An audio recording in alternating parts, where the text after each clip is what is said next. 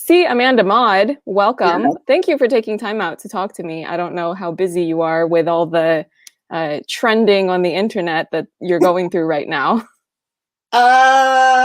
It's pretty wild. I've never experienced anything like this before. I spent a lot of time just trying to catch up and reply and react and see what's going on. And I have to remember to stop. I have to tell myself to stop and then like go wash the dishes or change the cat box or something. I mean, because life goes on, but it feels kind of overwhelming right now. So thank you for inviting me. Well, as soon as you said that you were willing to do interviews, I was going, yes, because, in 2021, I want to make sure that I'm showcasing as many Asian performers and creatives as I can. And not that I didn't care about that before, but now it feels more pressing than ever. So I do want to make sure that we learn a bit more about you as an artist. So what made you want to get into acting professionally? I think it was in my family. My parents ran a Renaissance music and dance ensemble. And it started when I was born. So I kind of had it from the time I was in the womb. And I started doing Renaissance dance when I was about 9. And it just fit. It just was right. And from then on, and I don't even think about it as something I want to do. It's just something, it's the thing that I do. So how did you end up doing it more professionally as opposed to it just being something that you wanted to do?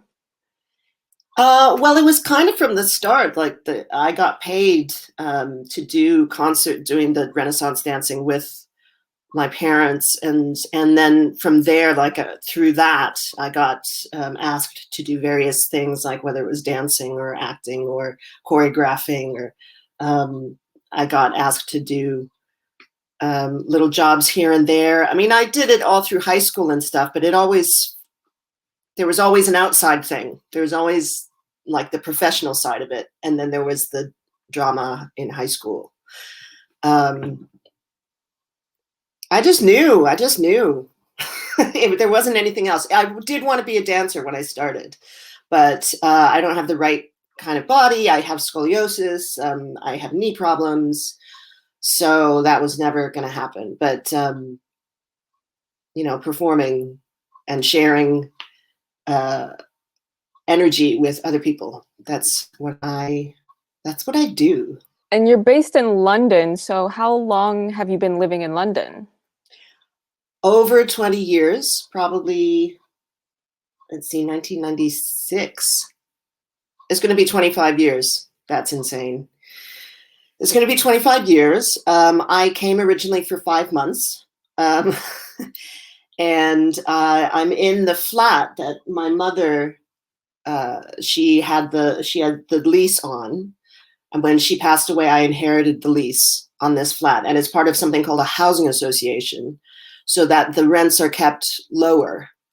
It was originally a teachers' housing association. So there are housing associations for teachers and frontline workers and Irish women's housing association, et cetera, et cetera. So it is, I guess it's social housing.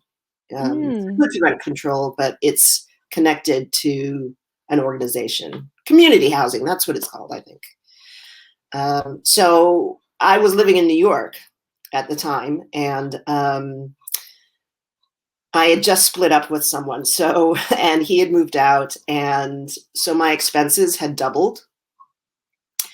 And I came here after working as an actor in New York for 4 or 5 years, and like within a week, I was talking to agents. And I had an agent within a month. And then by the end of the 5-month period, that was supposed to be my whole time, I already had my first paying job.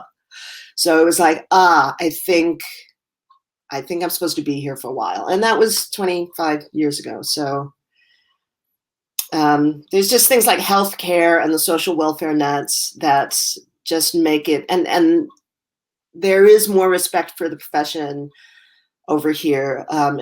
It's looked on as a profession, not as a hobby or something glamorous. It's like being a plumber, something you train to do. So that fit is better. But I miss New York every day of my life, and I'll get back there someday. Well, when we're all allowed to travel again, presumably. Oh yeah, yeah. That is a good point. Yeah. I still work in New York sometimes, but the people that I work with, it's smaller theater companies, so they can't afford to bring me over all the time.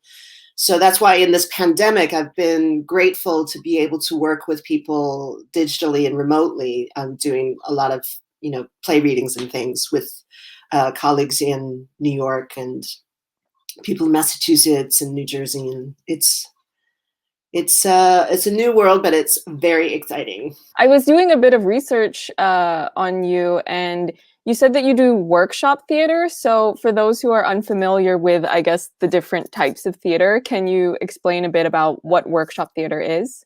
I'm not sure. I'm a workshop leader. I don't know if I said workshop theater, I don't know what I meant. Sorry. But I am a workshop leader. I do a lot of work in theater and education. I work at the Victoria and Albert Museum. I've worked there for 10 years, although I haven't in the past year. And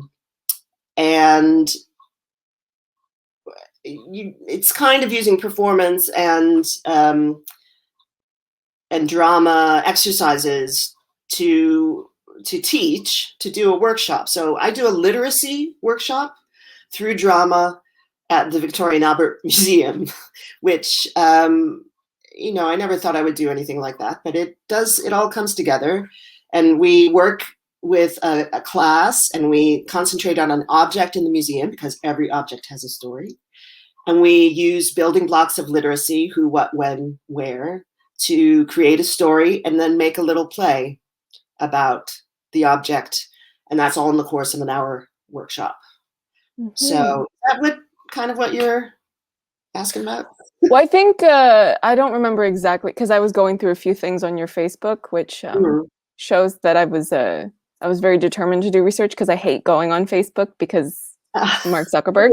But yeah, you had mentioned something about workshop theater, and then I was looking it up, and it was basically saying something about how workshop theater specifically kind of has a more minimalistic presentation, I think would be the easiest way to explain it. Like it's not necessarily the most elaborate production, or, with big sets and things like that. I think I might be butchering how it was explained when I was Googling. I actually have not heard the term before. So I'm learning something new. That's really interesting. I mean, most of my theater work is more minimalist, but that's usually due to like it being small scale and budget, etc.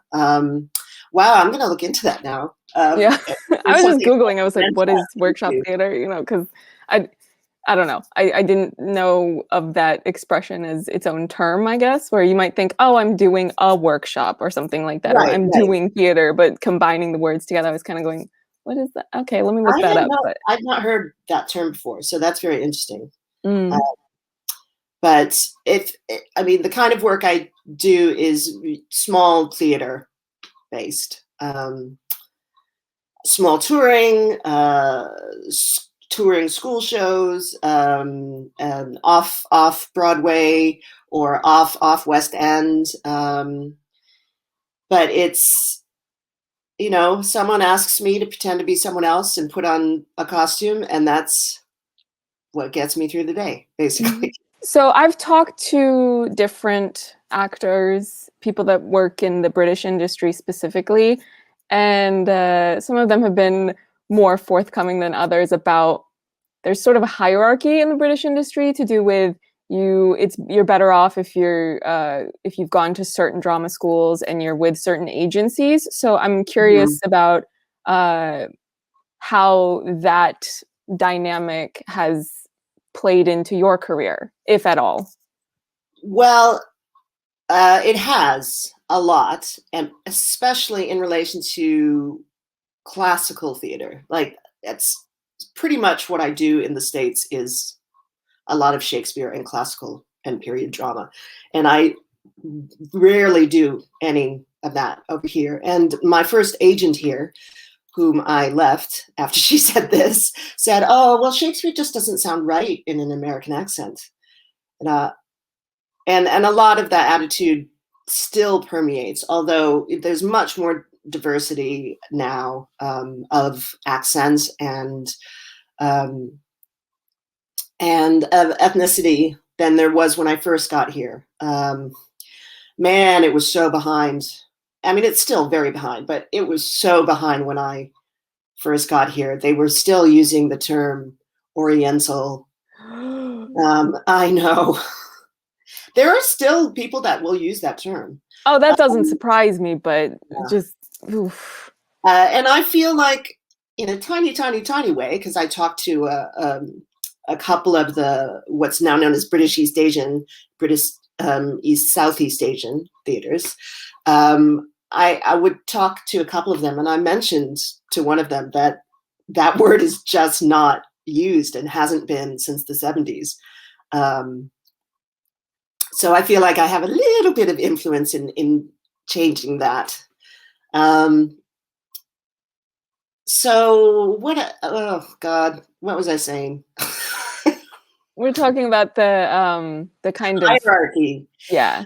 Okay, so there's a definite problem, a very severe problem right now, that the only people that can afford to be artists of many, not just performing artists, but of many disciplines, are people that are wealthy who can afford to be. There's a similar problem in the States, but it is, there's a structure that's been here for millennia. And there's still residue where if you can afford to do free work, which is the way people learn, then you're more likely to meet other people. If you went to a certain school, you'll know certain other people. If you went to a certain grammar school when you were growing up, a lot of actors didn't train as actors and just came through like the Oxbridge University Golden Trail. Yeah. So, and then there's the ethnicity part of it, and that's been a real struggle, and it's still way behind. There's little things, little jumps, little movements. I could be specific. I will be specific. I'm in a band called Wondermare, and that started in 2013, I think it was, and that was in the wake of a kind of a real scandal at the RSC, where there was a production of a play called The Orphan of Zhao, which is considered the Chinese Hamlet. It's a 13th century play, I think. And there were only, that's us. Yeah, I was already good. That was one of the things I was going to ask you about, but now I don't even have to ask you because you're already bringing up the band. But yeah. So there were only 3 East Asian actors in a production with about 17 people, and there was only 1 East Asian creative. And this became a big rallying point for the British East Asian acting community. I was on the RSC Facebook page, and I saw someone comment about some Twitter activity about how people are complaining about aren't we supposed to be actors and we all get to play everything. And so I commented on that, and I said, well, but to be frank, there is very little diversity at the RSC. This was in 2013. And I was piled on a little bit. And so I called a bunch of people, my bandmates, Melody and Daniel. And Daniel York, he's a really prominent activist for British East Asian arts and theater in the UK. And from that night, like the movement really took off, and we've been fighting ever since. And there have been great changes since then. The number of East Asians, British East Asians, or East Asians full stop at the RSC since 2013, it's like exponential. There's a lot more of seeing East Asians as human beings. Not right now. Right now, it's pretty bad. But, seeing them as something other than just the ethnicity or culture or the stereotype of the ethnicity and culture. Yeah, well, it's interesting because you can tell that there's a lot of gatekeeping in the industry in the UK and in the US as well. I mean, even if we're talking about British East Asians, there's an actor, Louis Tan, who is about to blow up in a big way because he's the star of the new Mortal Kombat film, and he's actually British. I don't know how many people actually realize that if they don't bother to Google him.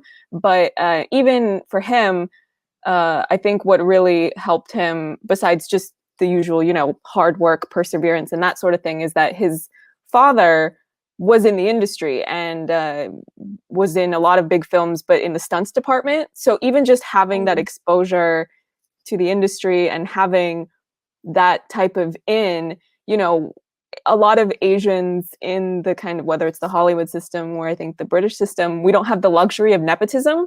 And normally I don't like nepotism because I think it is used to keep people like us out.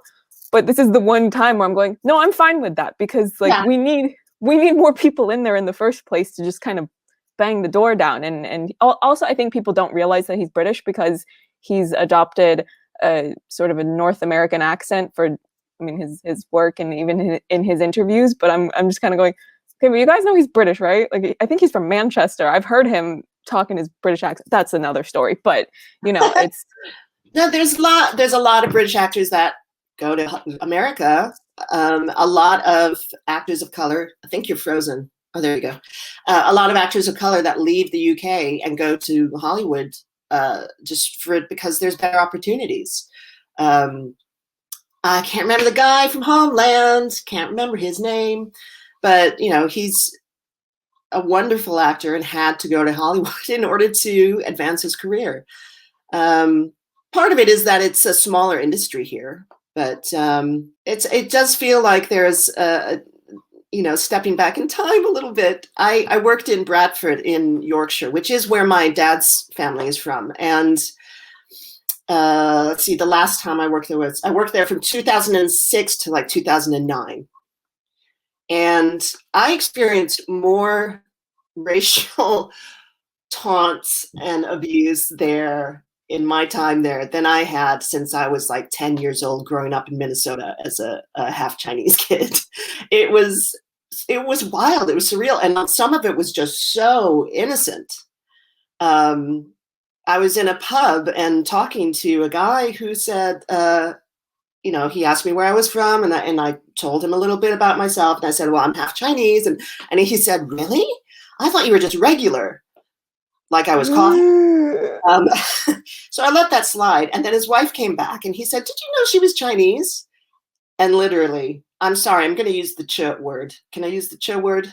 You can say it. I'll censor whatever I want to censor later. Okay. So just, yeah. So she looked at me and she literally was going, oh yeah, I saw you were a Chinese. You came in and they all came in. And I said, why is that Chinese with them? Look, there's a Chinese over there. And it was a finger with that word pointing at me. And I was just like having flashbacks. And they were a lovely couple. They were absolutely lovely. And I didn't know how to deal with it. So I just got up and went to the toilet. And the people I was with, they kind of said something about it. And then it became awkward. And then we didn't hang out with them anymore. It was, I think because it's much more separate, except in London or Manchester, say, or Liverpool and a lot of the big cities. But in Bradford, there's a racial divide. And so they haven't had time to process a lot of stuff. I'm not excusing anything because, wow. I had a kid doing the eye thing and yelling at me across the street going, soy sauce. And it's like, wow, I mean, what year is it? So it's really strange. It feels like stepping back in time sometimes. It depends where you are. If you're doing rural touring as well, you go to these small pubs in these small towns in the countryside, and the the kind of fascism that creeps out of people, and and the sexism. Like, I got told off for being too loud and swearing too much in a pub. Anyway, I could go on for hours about this, so I'll just bring it back. Well, so you mentioned in passing Liverpool. Are you a football fan? I am.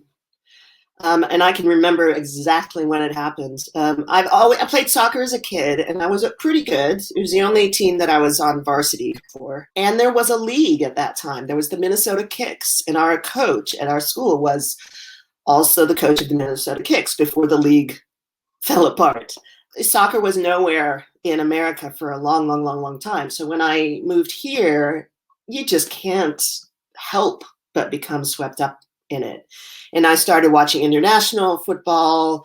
I became I followed the England team during that, era of Beckham and Lampard. And then in 2006, while I was on tour, and there's a lot of downtime on a tour, I was working with a Liverpool fan. And this was the year after they won the Champions League in this incredible comeback. And I didn't really know anything about Liverpool Football Club, but I was ready. I was ready to choose a team. And being with this guy, it wasn't romantic or anything. It was pure love of theater and football.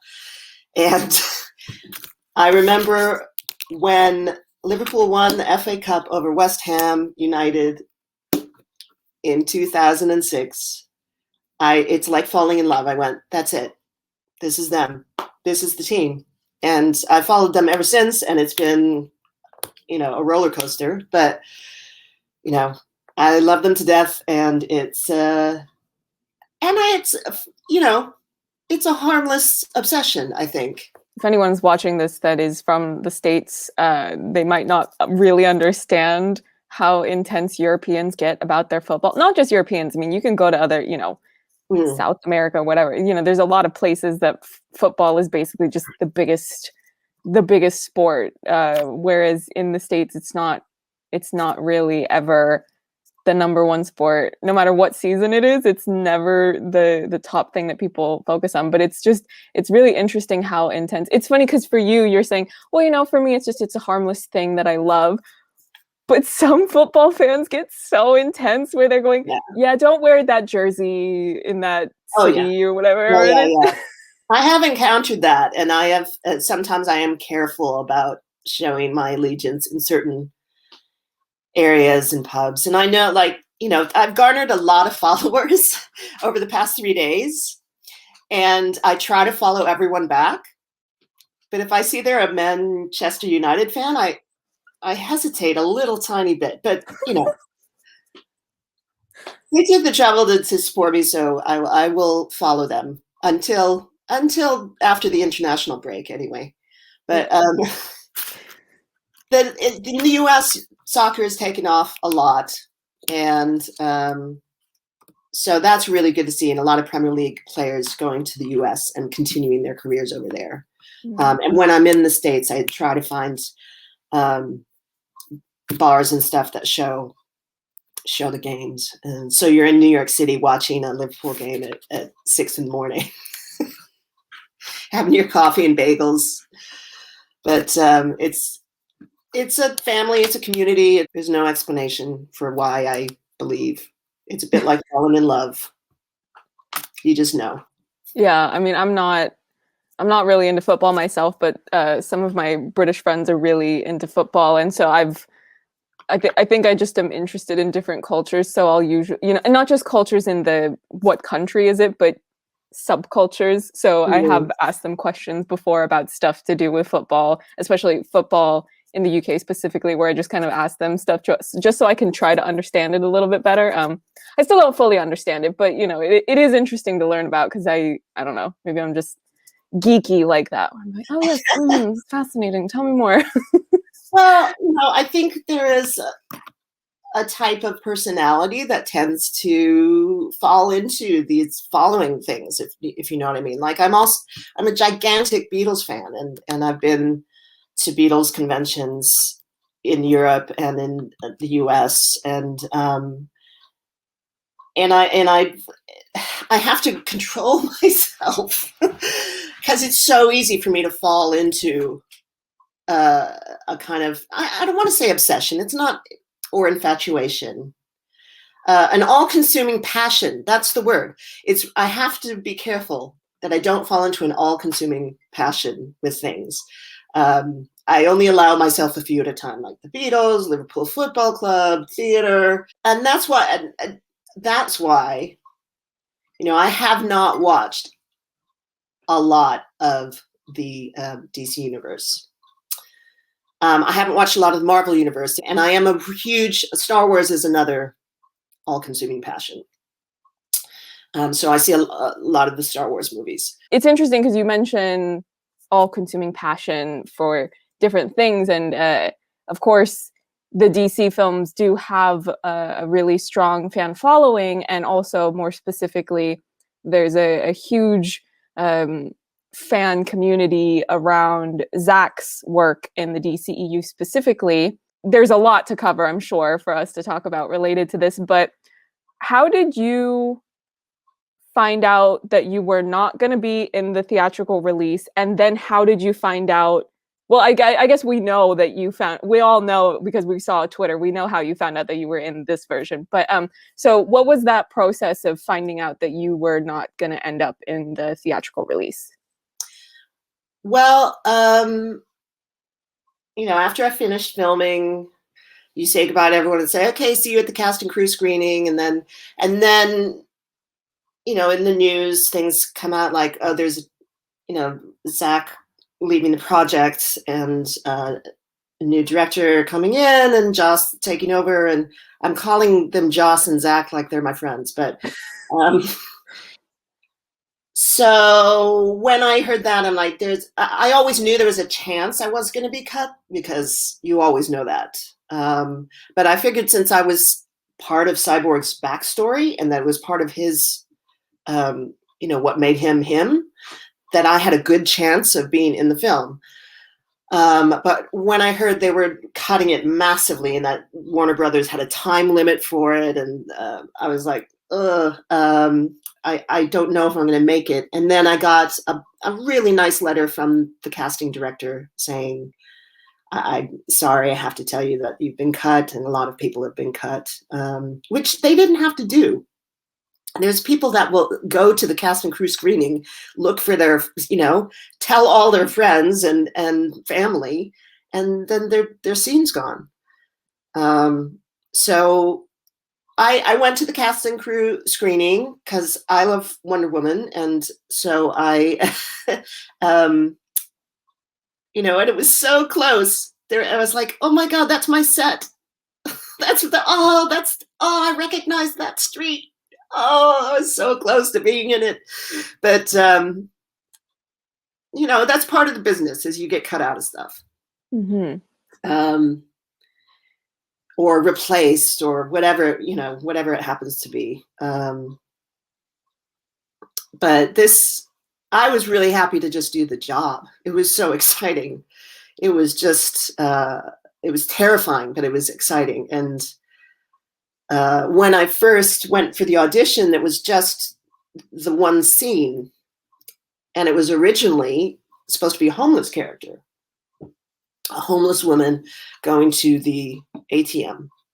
And by the time I found out I got it, I went in for a costume fitting, and they said, here's your waitress uniform.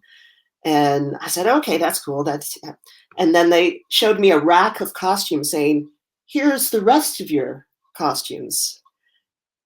And that's when I realized, oh, this is more than just one shot. and it was an incredible experience. It was so exciting and mind-blowing, just mind-blowing. The sheer scale of everything, just the size. Now I'm just kind of free associating here. Did you want me to talk about something specific?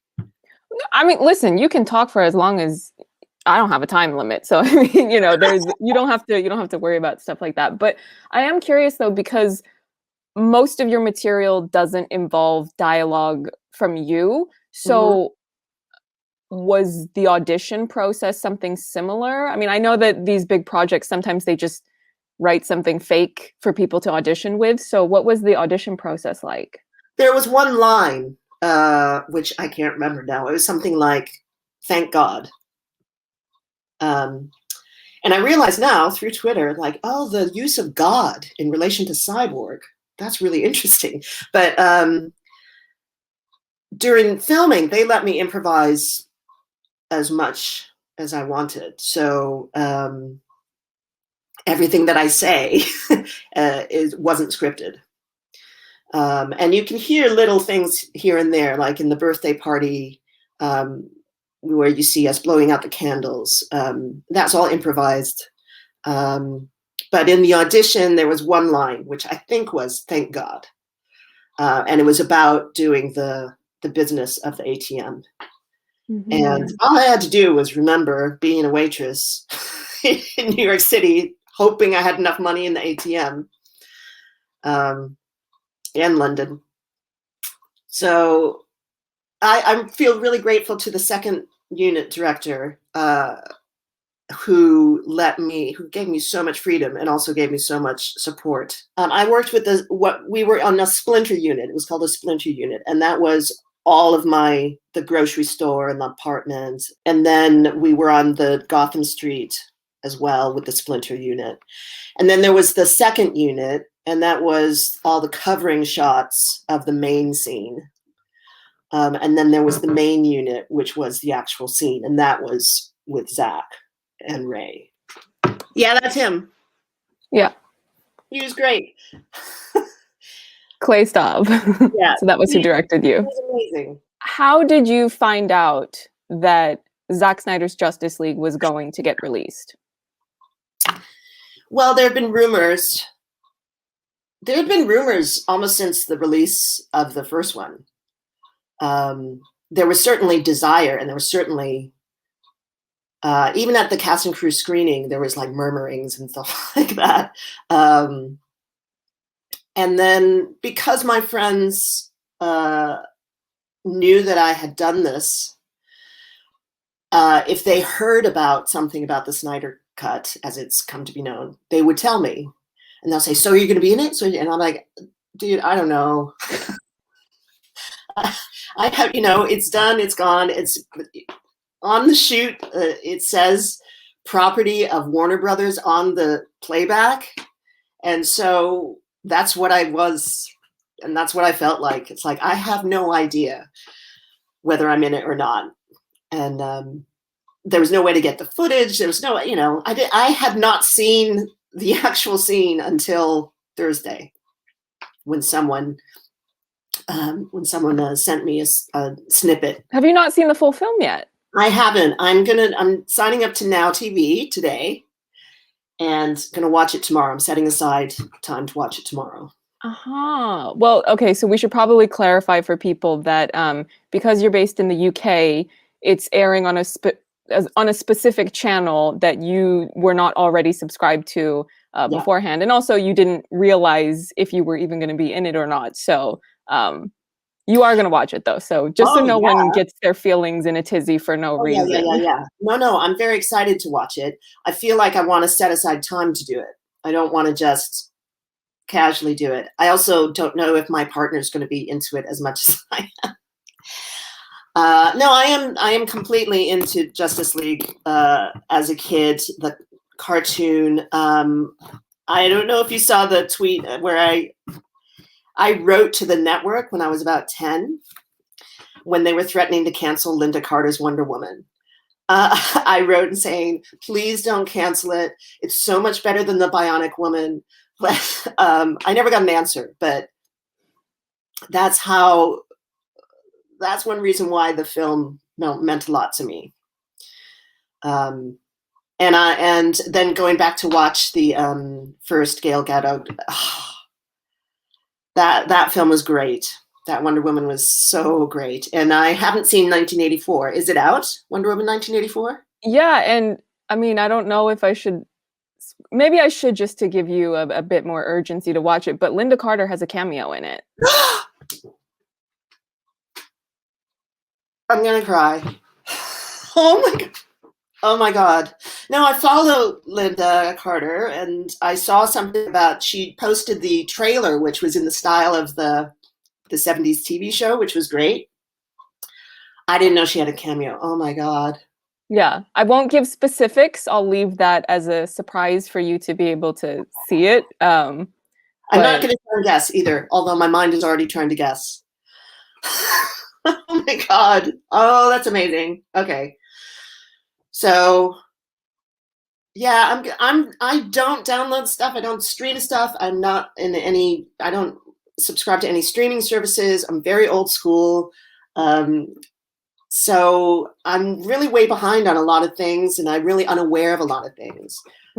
So I didn't know that. That is so great. Yeah. Oh my god, that's really exciting. Anyway.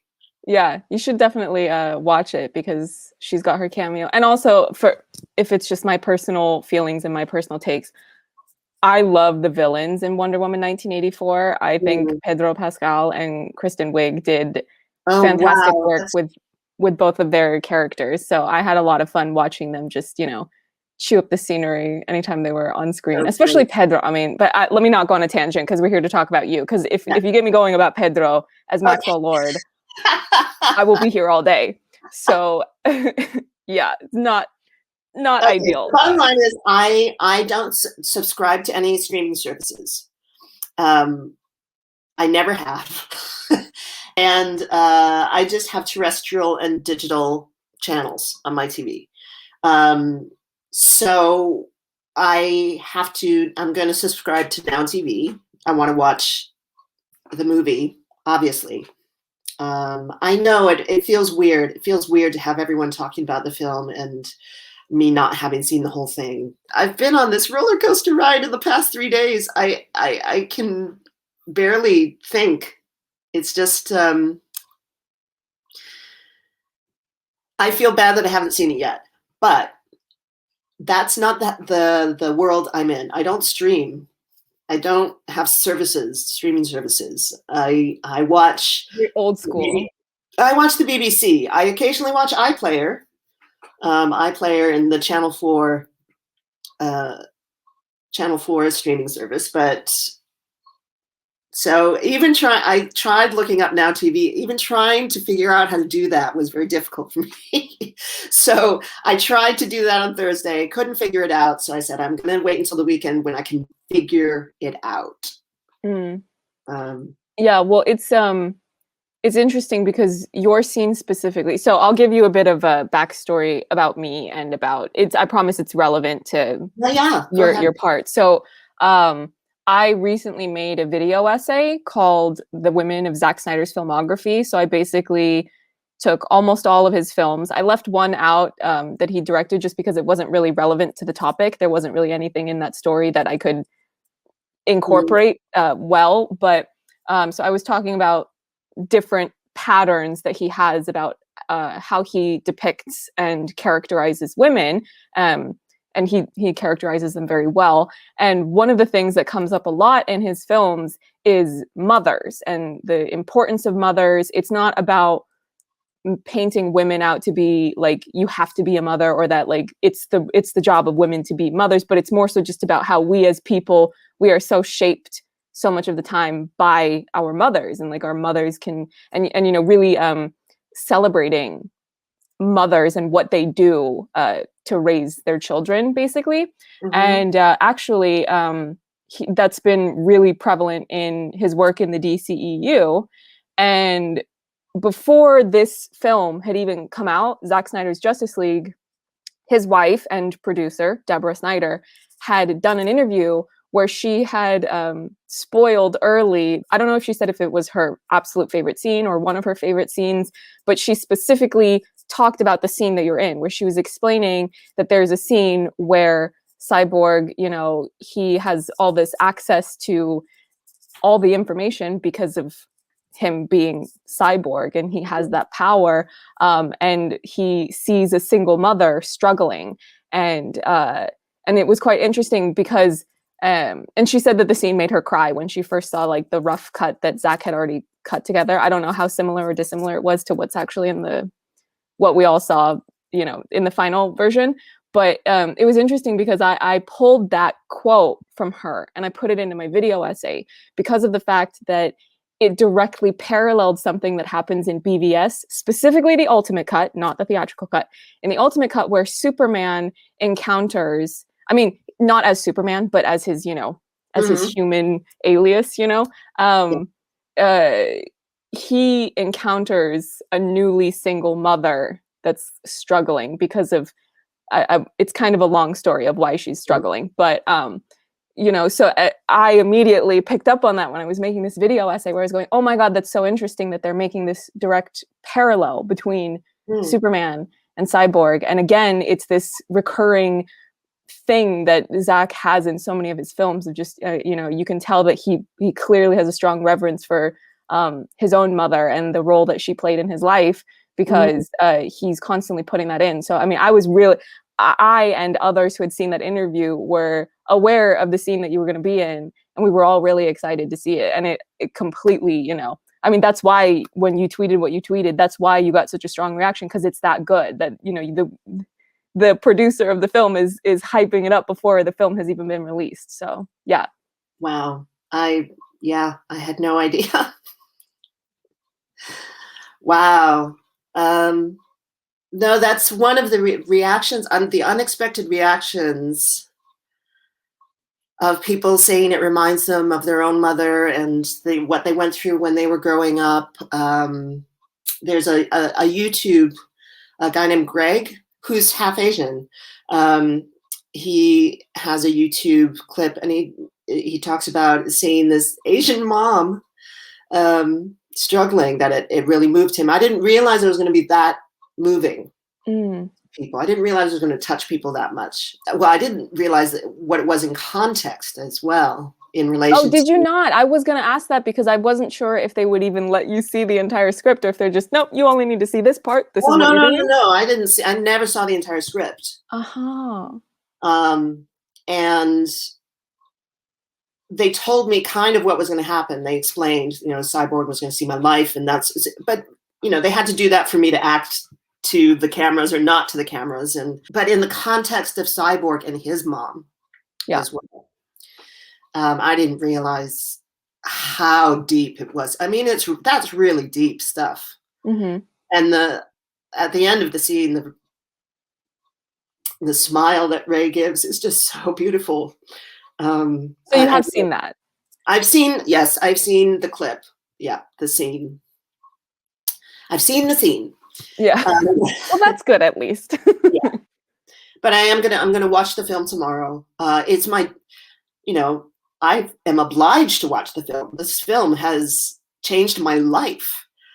In addition to wanting to see the film, in addition to loving Wonder Woman and Justice League and superhero movies, I'm indebted to this movie for people recognizing a little bit of my work. Like that, we just don't get that as actors.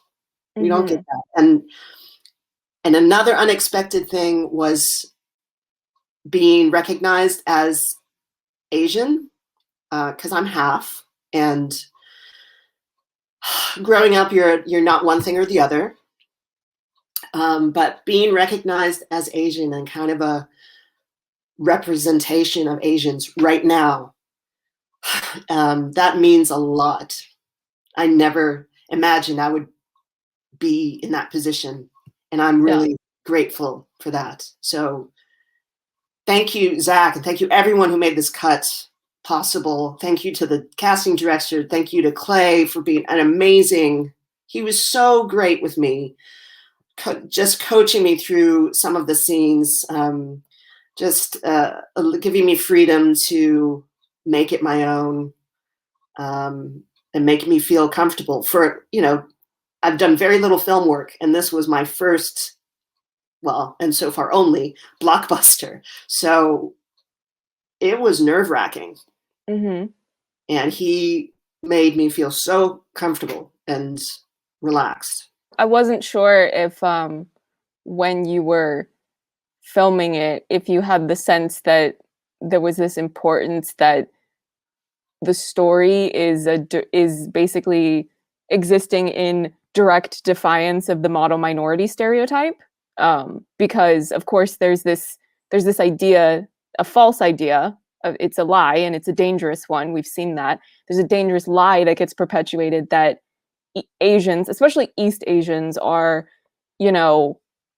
wealthy, smart, economically well off, which is not true. There are a lot of Asians that are struggling, for a number of reasons. It's a very long, dense topic, and I'm trying to figure out the most efficient way to condense it for the sake of what we're talking about. But and it's used as a way to kind of pit us against like the Black community, the Latin community, and it's also used as a way to kind of deny that there is even any racism against Asians, especially like East Asians. But it's not only East Asians. I want to make that clear, that I'm not excluding other Asians from like the anti-Asian racism that is very real. We've seen that a lot in 2021. But I wasn't sure if that was something that occurred to you at the time that you were making it, because it's an Asian single mother struggling financially, and that is a very real thing that exists in the world, but it's like almost never seen in media, let alone a big studio blockbuster, like a tent pole superhero thing that's under the umbrella of one of the biggest franchises in the world right now. So yeah, I don't know if this is something that you thought about maybe, or I had not thought of it in that way.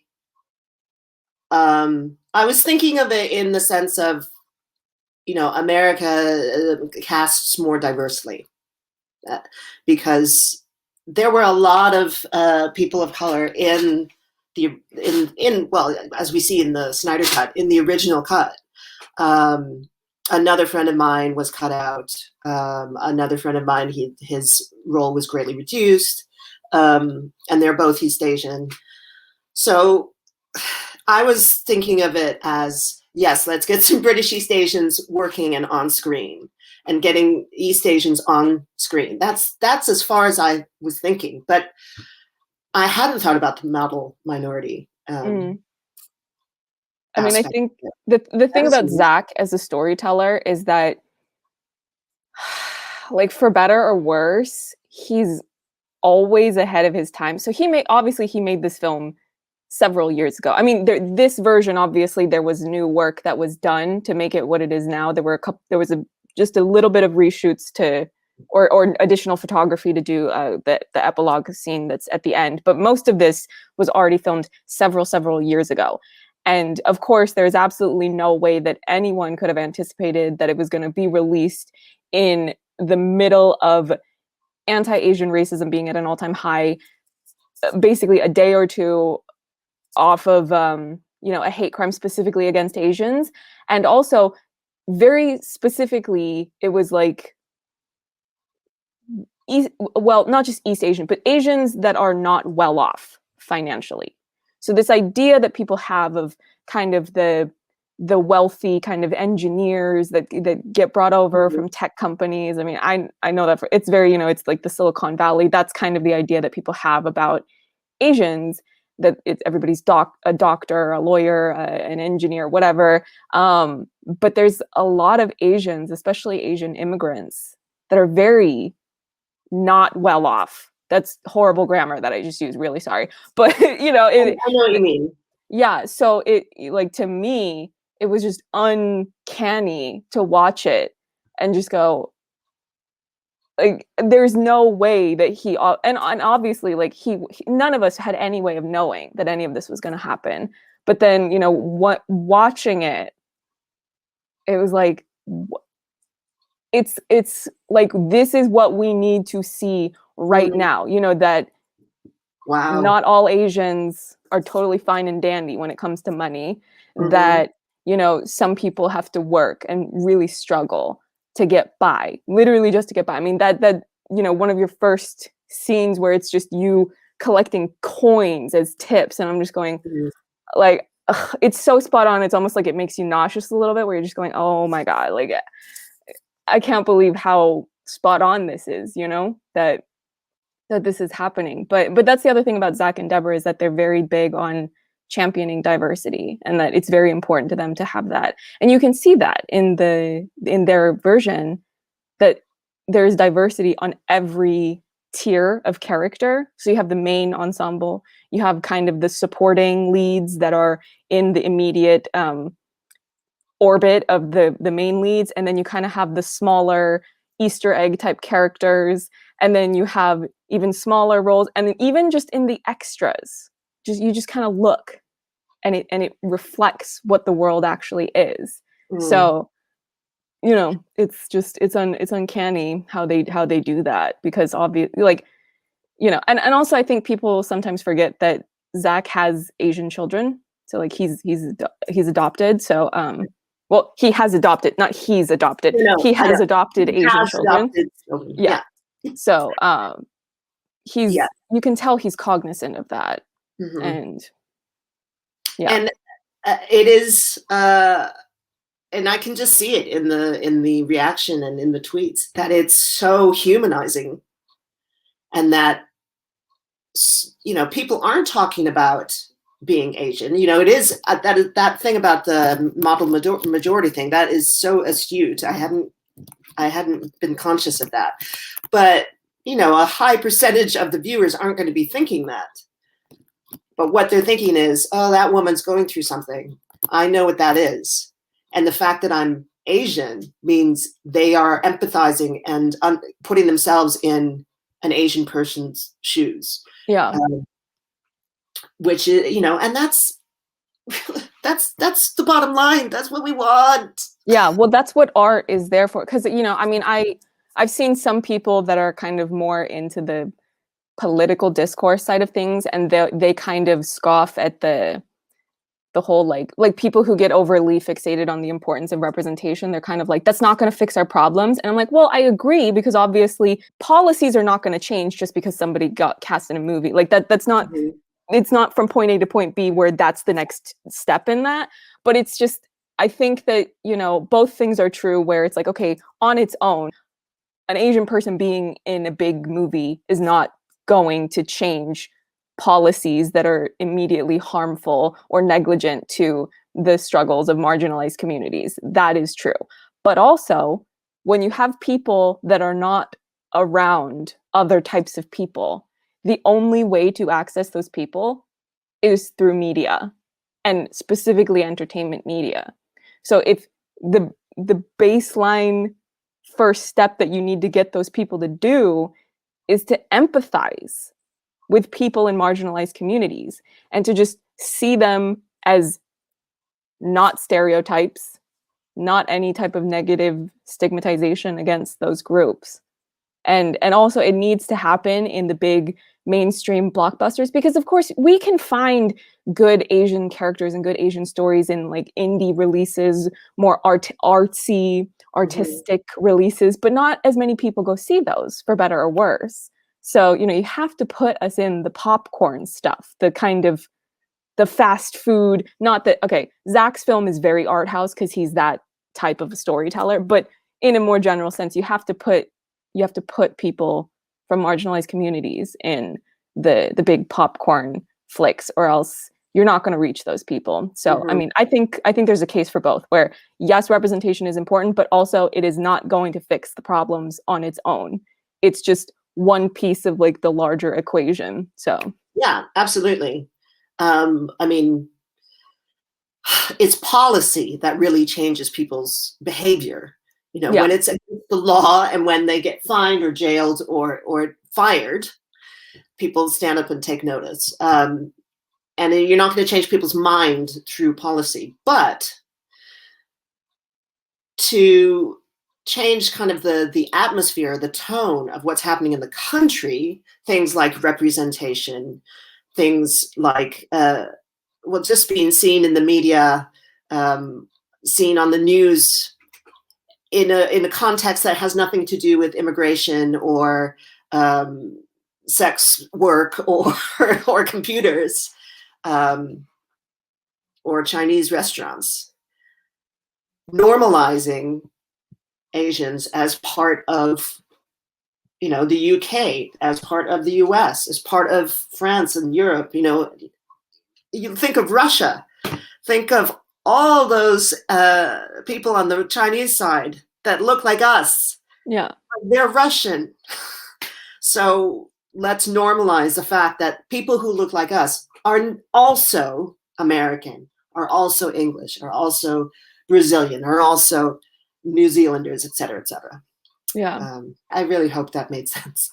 Yeah, no, it does. And I love that the story that you're incorporated to, that it's specifically Cyborg's story, because it, it's showing this empathy and this, this connection between, Cyborg, who is a Black superhero, and an Asian single mother, because, like I mentioned before, with the model minority stereotype, that's often used as a way to pit Asians and the Black community against one another. And, you look at certain really traumatic events in history, and you'll see like tensions between those two communities. And it's really upsetting to me, because I'm like, you don't understand that by fighting each other, like you're just falling for the same white supremacy that's harming your own community. And like, you can't fall for it. And, I was just talking about this recently with a writer, a television writer. And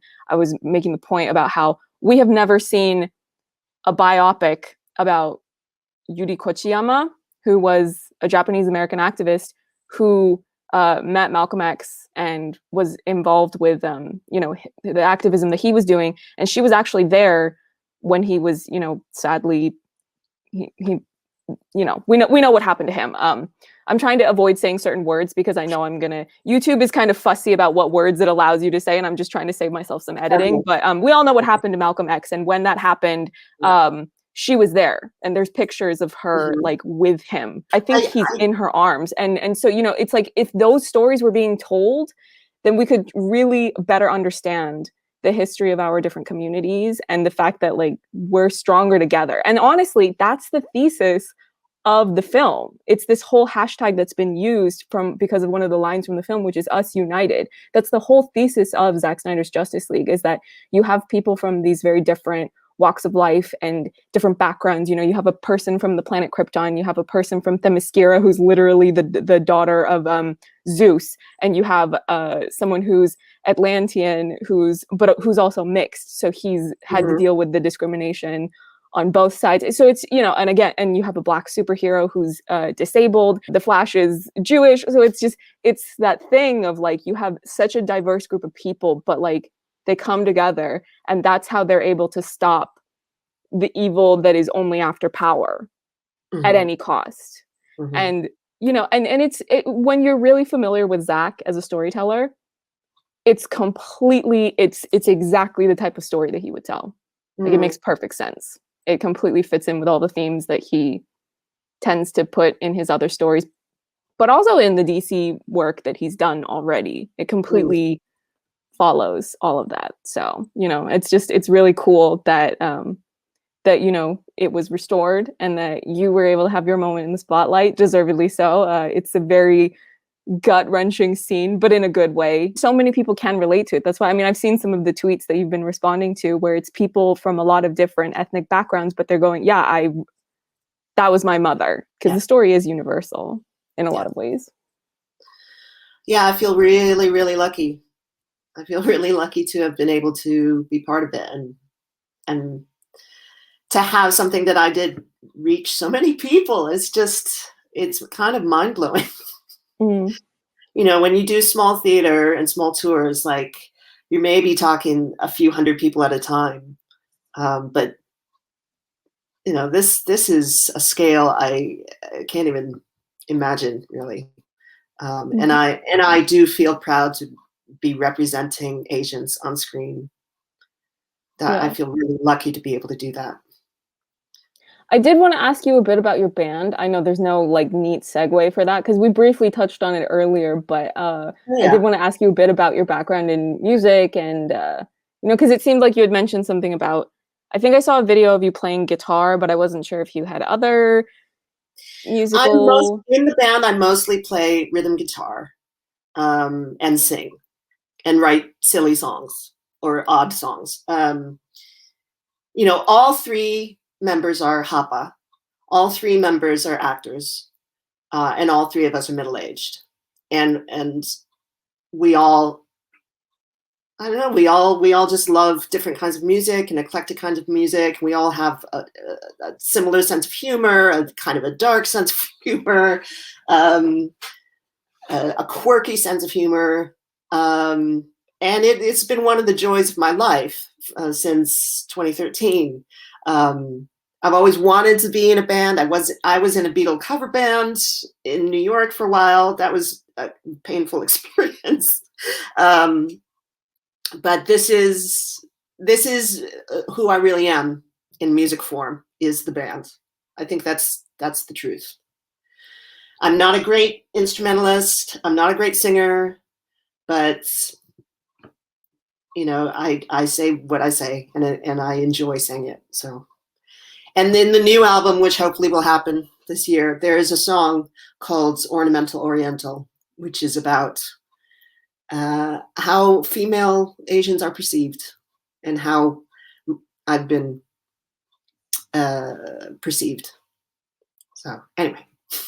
No, but it's good for you to write more music like that. I mean, there was a lot of news recently to do with the artist Rina Sawayama, who's Japanese British, and oh gosh, I forget which awards. There was an award ceremony that she was not able to be nominated for before previously because of technicalities to do with her resident status, and you know, and they were excluding her, and it was a racist, xenophobic policy that they had that nobody had bothered to change or update in the last 100, or I don't know how old this award show is, but because her fan community is so strong, you know, she talked about it, and then a lot of people boosted that she was talking about this and were rightfully giving backlash to this organization. And then they changed it to where I think it's something like if you've been a UK resident for at least 5 years or something like that, then you're eligible. So then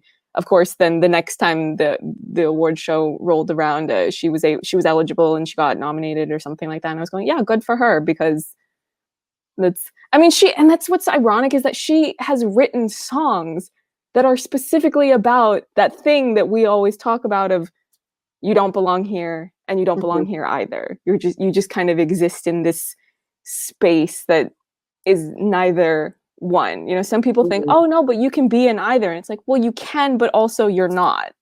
It's like they don't understand what it really means to be mixed or to be diaspora, to kind of be between two cultures or more than two. I don't want to be exclusionary to people who have more than two cultural influences, but you know, that's why it's really exciting that we have more people actually getting to appear in things like you are. And we have a new show coming out on Netflix called Shadow and Bone, and the main character was changed to be half Asian because she wasn't like that in the books, but they changed it. Right. So it's going to be incorporating more of those dynamics. I actually interviewed one of the show writers she's half Korean. So that was why when she found out about the show and that they were going to actually make the lead character half Asian, you know, she was like, I need to write on this show. I need to be staffed on this show. And she was. So, you know, it's really exciting to finally move past the oversimplification of what it means to be Asian, because like, yeah, we like, you know, being a mixed Asian and being a non-mixed Asian, yeah, there's a lot of overlap in what type of racism you receive, but also like when you're mixed, you can still be ostracized by your own community. So no, my first waitressing job was, I should say waiting job, because I don't like the word waitress, but my first waiting job was at a Chinese restaurant. And, you know, I had learned a little Mandarin at high school, but they all spoke Cantonese. And I know, oh my God, I know they were just saying horrible, gross, disgusting things. And, and teasing me because I didn't speak the language. They would say little things in Mandarin and then go off on a, oh, it was so, and I was, you know, 17 and it was gross. yeah. But and then again, you get patrons coming in and going like, oh, can I have a pork fried rice? And thinking that was hilarious. And I'm like, dude, shut up. So yeah, getting it from both sides, but also not feeling Asian enough that but yeah. I do think there are full Asians who also feel like they're not Asian enough. So yeah, if you're diaspora, that's a pretty easy thing to. Well, and also people don't like. I only spoke Japanese when I was really, really little, but also, you know, most of the people that I encounter are not Japanese because I don't live in Japan, so I don't get the practice. So when you don't get the, I mean, a language is a muscle. So if you don't use it, it's gonna kind of wither a bit. You know, no, this even with your best efforts, it, you know, and it's really gut wrenching, and people don't really know what that pain is like unless they already experience it. But yeah, it's just, it's such a relief to finally feel like it took forever to get here, but it feels like now we're finally getting things started, that it's not interchangeable. Because I mean, even very recently, there was a huge, I mean, I don't want to call them out in your interview specifically because I don't want to turn your interview into me calling something out. But there's a young adult book series that was adapted for live action, you know, a live action adaptation, and the protagonist in the books is half Asian, but they cast a full Asian to play her. And I'm like, and she's not a bad actress, so I don't want it to, you know, some people might know what I'm talking about. Rarely, if ever, about the actor. Yeah, but that's like, we're not the same. Like, we're not. And you there's just nuances that like you're not gonna get it if you're full.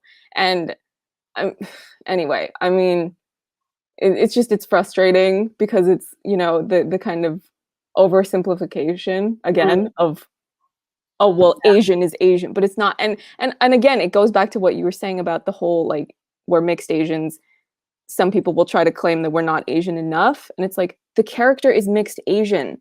Cast a mixed Asian. What are you talking about? And that mixed, you know, we're talking people who are a quarter, people who are eighth, and they will still experience anti-Asian prejudice because there's something, you know, people see something. So, you know, and it's not about the amount of Asianness in you being a mixed Asian as well. I have friends that are like, oh, well, I'm only a quarter. It's like, dude, if people were throwing rocks at you when you were a kid, then you definitely experienced being, you know, a person of color. So yeah, well, and it's interesting because like even it's been decades, but there are still people who conveniently try to forget that Keanu Reeves is Asian. But the Asian community, we absolutely refuse to let anyone. We're like, no, you don't. No, you're not claiming him. No. Like, do I need to Google image and send you the photo of him with his Chinese grandmother? Because I'll do it right now. I will make the time to correct you because you don't get him. Like, did you want to like shift back to the movie at all, or did you? I mean, I feel like we covered a lot, and I know you're going to be doing other interviews, so you know, maybe I should leave some scraps for other people to cover on their platforms as well. No, I'm only kidding. I'm not trying to actually be completely shady. No, because I mean, we've covered, you know, the material, the audition. Your person is behind you. Sorry about that.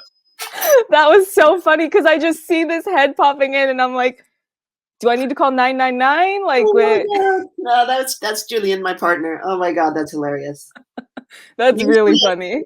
Usually it's the cat, but Okay, that's cool then. I don't know, anything further that you want to Did you show? get to meet Zach or Deborah at all? I met Zach. I worked with Zach on the main night shoot. I had, I had researched him a little bit, and so I walked up to him and said, "Hi." And, we introduced ourselves, and I said, "Hi, I'm from Minnesota," because he was born in Wisconsin. So I was like, "I'm gonna go and bond with him." Oh my god, it was so embarrassing. And he said, "What? Is that a character choice? What do you mean?" Because I don't think he identifies as being from Wisconsin, but I was like, "I'm from Minnesota." Anyway, so one thing I learned on that shoot was like the director doesn't interact with the actors all the time. That it is about everything else but the act, and they're just depending on you to not mess up, really. Yeah. Because like the most direction I got from him was like, yeah, keep doing what you're doing. There were also little things like the code. I was given a certain code, which I can't remember now. And it's all to do with their little Easter eggs for people. Wait, the code. Now I'm gonna have to go back and rewatch it. I need to see what the number was. I don't think you can tell what the code is, and I'm not sure. I can't remember exactly what it is, but it's like a year. It's it's a year. It seemed like it was a year. Like okay, I'm gonna go back and look at it though and see if I can pick up on anything. But I'm usually not the best person at recognizing Easter eggs in DC films. Usually other people find them before I even realize that they're there. But yeah, I think they had 2 codes. They did it a few times with 2 different codes. That's interesting. And it was just about placement and timing and lighting and sound and all of those 100,000 million things that go into making a film. That's what made my heart pound so much. I was like, keep it together. This is multi-million-dollar budget film. Don't delay anything. Just don't mess up. Anyway. Yeah. So I did meet him, and he was really nice, but he left the shoot early he had to go and talk to his wife. So, and he seemed like a really great, and he's the one that I made a joke to about property of Warner Brothers. We were looking at the playback. He said, "Come and look at the playback." And I said, "Oh my God, that's me." And then it said property of Warner Brothers. "Oh, I'm property of Warner Brothers." And he turned to me and he said, "Aren't we all?" Oh my God, that has aged in such a weird way. But I know. That's great. I'm going to leave that in. But also, I mean, the thing with Zach is that he has a really good reputation. There are so many actresses that have said, I was going to quit acting, but then I did such and such film with Zach. And I loved the experience so much. And it reminded me of why I love making movies, or, it completely changed my life, changed the trajectory of my career for the better, and all this stuff. And, and the thing is that we're finally getting to a point where there's so many awful people that are getting exposed for who they really are. And some of them are being held accountable, whether it's just because they don't get jobs anymore, or they get less jobs. And sometimes they're going to have to go to court because of what they've done. And, it's such a relief to have a director like Zach, who all you ever hear from people that have worked with him is, "Oh, he was so nice. Oh, it was such a joy working with him. It was so much fun. It doesn't even feel like work." And then, it's all of that. And it's like, and also it's like, that's how it should be. The privilege to be a professional artist for a living and not be struggling. You don't get to be rude to people. Like, there's no excuse for it. Like, I'm not saying people are allowed to have a bad day, but there's a line, and you don't cross the line. And it's, no one has ever come forward and been like, Zack Snyder was crossing the line, Yeah. And an acting teacher of mine said once, "Look, we are in show business. We're actors, we're directors, look, we don't work down a coal mine. So just count yourself lucky." And it's like, Yeah. Oh, okay. Yep. Absolutely. Absolutely. Well, I will let you get on with your sleep. Yeah. My cat is probably upset because I put her out of the room because Oh, she tries to chew on the electrical cords as soon as I try to set up for any time I'm going to do an interview where I've got to have certain yeah. cords out, and then she thinks that they're toys, and I'm like, Yeah. it's not a toy. This is Tiger. Oh, You see him? yeah. Oh, That's Tiger, and this is the thing that he chewed on. what is it? Oh, is it The a charger. charger? Yeah. Oh my gosh. Yeah. So anyway, I'll let you go. Thank you so much for just to be crude, popping my interview cherry on this. Before you go, do you want to meet my cat? Yes. I can go get her. Hold on. Let me see if she'll behave. Her Oh, name. Oh yeah, she's also got CH, so she's a little wobbly. oh. Um, but I got her from a shelter. I think she's a little sleepy right now, which is good because it means she's less likely to misbehave, or maybe not. But yeah, her name's Kimiko, after my favorite character from The Boys. Oh. And yeah, I wanted a black cat because I know that black cats are euthanized at a higher rate in shelters. Yeah.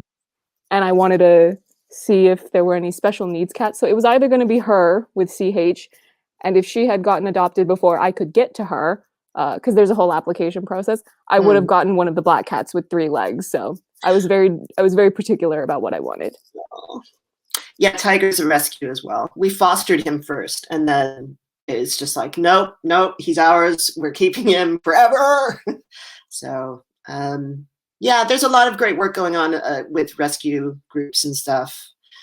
But apparently, we've reached peak rescue animal and peak adoption, and that there's a big problem of people just abandoning pets now because they all adopted pets during the first lockdown, and the kittens are growing up, the puppies are growing up, and they're like, oh, I don't know how to deal with this, or like they're relocating, they just leave people. Oh, it's just, ugh.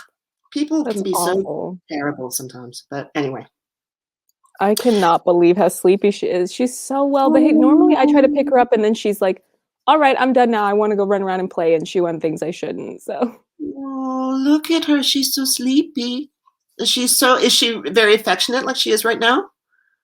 yeah, I've never heard her hiss. I've had her for a couple of months now, and I've never heard her hiss. She likes to follow me around. Okay, if you chew on something, I swear I'm gonna scold you. See, she's going straight to the cord. I know but Okay. it's perfect timing because we're I'll let you finished. go. So.